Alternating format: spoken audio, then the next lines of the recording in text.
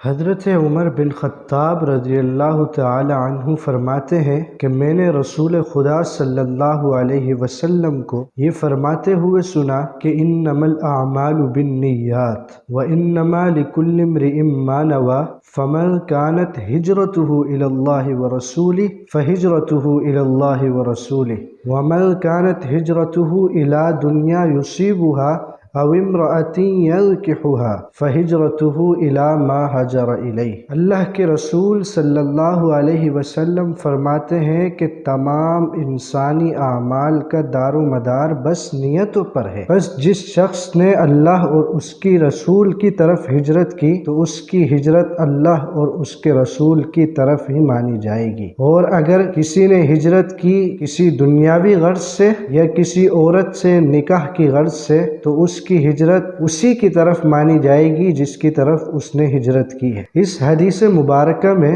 در حقیقت امت پر یہ بات واضح کر دینا مطلوب ہے کہ انسان کے نیک اعمال، مسلمان کے اعمال صالحہ کا دار و مدار نیتوں پر ہے۔ یعنی اگر کوئی شخص نیک عمل کرتا ہے، عمل صالح کرتا ہے، تو اس کی قبولیت کا دار و مدار اس کی اچھی نیت پر ہے۔ اگر اس کی نیت اچھی ہوگی، وہ عمل اس کا خالص اللہ تعالیٰ کے لیے ہوگا تو وہ اس کا عمل مقبول ہے عند اللہ۔ اور اگر کوئی شخص اچھا عمل کرتا ہے، نیک عمل کرتا ہے اور اسی طرح عمل صالح کرتا ہے لیکن اس کی نیت اچھی نہیں ہے، اس کی نیت اللہ تعالیٰ کے لیے خالص نہیں ہے، وہ عمل اخلاص کے ساتھ نہیں کرتا تو وہ اس کا عمل اللہ کے نزدیک مقبول نہیں ہے بلکہ مردود ہے۔ جب یہ کہہ دیا گیا کہ اعمال کا دار و مدار نیتوں پر ہے تو کسی کو یہ غلط فہمی پیدا نہ ہو کہ اگر کوئی برا عمل کرے اور اچھی نیت سے کرے تو وہ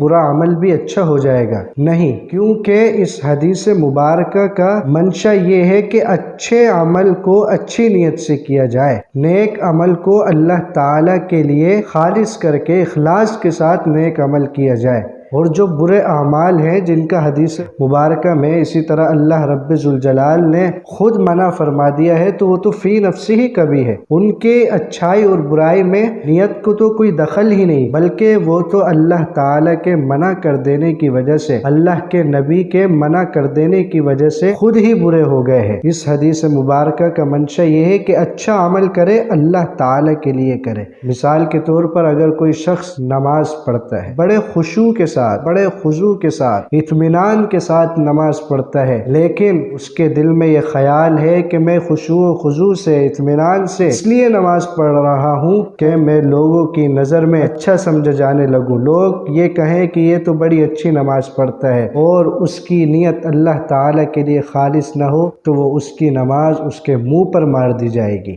بلکہ وہ نماز قبول ہے جو اللہ تعالیٰ کے لیے خالص ہو، اخلاص کے ساتھ اللہ تعالیٰ کے لیے پڑھی جائے۔ حاصل یہی ہے کہ اللہ تعالیٰ عمل کے ساتھ نیتوں کو بھی دیکھتا ہے اور ظاہر کے ساتھ باطن کو بھی دیکھتا ہے، اور اگر اچھے عمل کے ساتھ نیت بھی اچھی ہو، اخلاص بھی ہو تو وہ عمل قبول ہے، مقبول ہے، اور اگر نیت اچھی نہ ہو، اللہ تعالیٰ کے لیے کوئی نیک عمل اخلاص کے ساتھ نہ کیا جائے تو وہ عمل مقبول نہیں ہے بلکہ مردود ہے۔